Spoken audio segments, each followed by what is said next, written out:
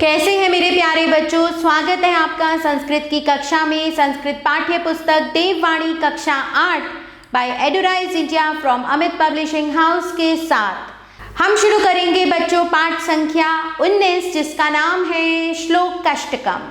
परोक्षे कार्य हंतारम प्रत्यक्षे प्रिय वादिनम, यानी कि पीठ पीछे कार्य को नष्ट करने वाले और सामने प्रिय यानी मीठा बोलने वाले। वर्जये तादृशम मित्रम विषकुंभम पयोमुखम, ऐसे मित्र को छोड़ देना चाहिए क्योंकि ऐसा मित्र विष से भरे ऐसे घड़े के समान होता है जिसके मुख अर्थात किनारों पर दूध लगा हो और अंदर विष भरा हो। दिवसेनैव तत्कुर्यात् येन रात्रो सुखम वसेत, दिन में वैसा करना चाहिए जिससे रात्रि में सुखी रहे, अर्थात हम दिन में अच्छे कार्य करें ताकि सुख से सो सकें। पूर्वे वयसि तद कुर्याध्येन वृद्धः सुखी भवेत्, पहले उम्र में यानी युवावस्था में वैसा करना चाहिए जिससे बुढ़ापा सुखपूर्वक बीत सके। अल्पानामपि वस्तूनां संहतिः कार्य साधिका, छोटी छोटी वस्तुएं एकत्र करने से बड़े बड़े कार्य भी पूर्ण हो जाते हैं। त्रिणे गुरुणेत्व मापन्ने बध्यन्ते मत दंतिनः, जैसे घास से बनी रस्सी से मतवाले हाथी बांधे जाते हैं। शोको नाश्यते धैर्यं शोको नाश्यते श्रुतम्, शोको नाश्यते सर्वं नास्ति शोकम समो रिपुः। इसका अर्थ है बच्चों, शोक धैर्य को नष्ट करता है, शोक ज्ञान को नष्ट करता है, शोक मनुष्य का सब कुछ नष्ट कर देता है, इसलिए शोक के समान कोई शत्रु नहीं है। गते शोको न कर्तव्यो भविष्यं नैव चिन्तयेत्, वर्तमानेन कालेन वर्तयन्ति विचक्षणः, जो चला गया उसके लिए शोक नहीं करना चाहिए और भविष्य की चिंता नहीं करनी चाहिए। बुद्धिमान लोग वर्तमान समय में ही व्यवहार करते हैं, अर्थात वर्तमान में जीते हैं।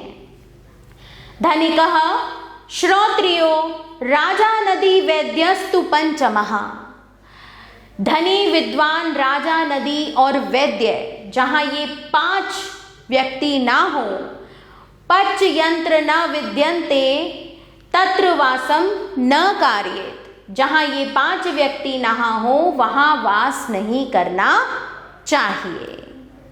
मतलब जहाँ आप वास करें वहाँ धनी भी हो, विद्वान भी हो, राजा भी हो, नदी भी हो और वैद्य भी हो। चलिए बच्चों आते हैं शब्दार्थः की ओर।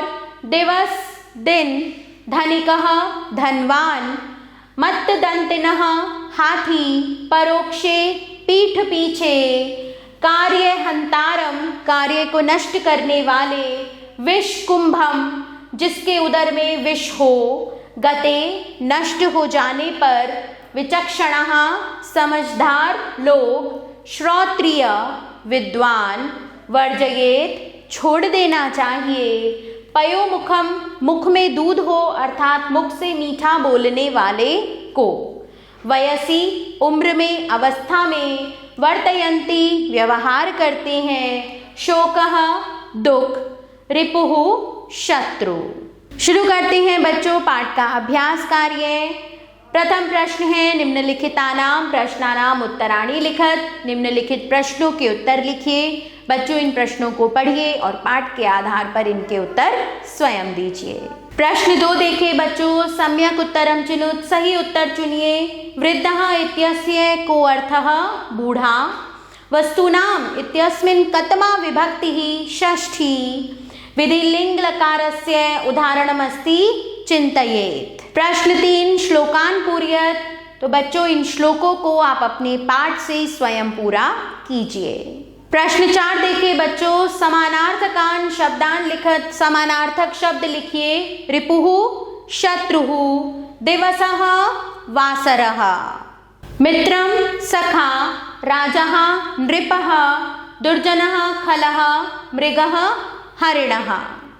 प्रश्न 5, कोष्ठकेषु दत्तेषु पदेषु उचितां विभक्तिं प्रयुज्य रिक्त स्थानानि पूरयत। यानी कोष्ठकों में दिए गए पदों में, ये जो पद दिए हुए हैं इनमें उचित विभक्ति का प्रयोग करके रिक्त स्थान भरिए, जो मैंने आपके लिए किया हुआ है बच्चों, आप इसे स्वयं पढ़ेंगे। इसी के साथ बच्चों हमारा यह पाठ यहाँ समाप्त होता है। आभार बच्चों, मिलते हैं नए पाठ के साथ।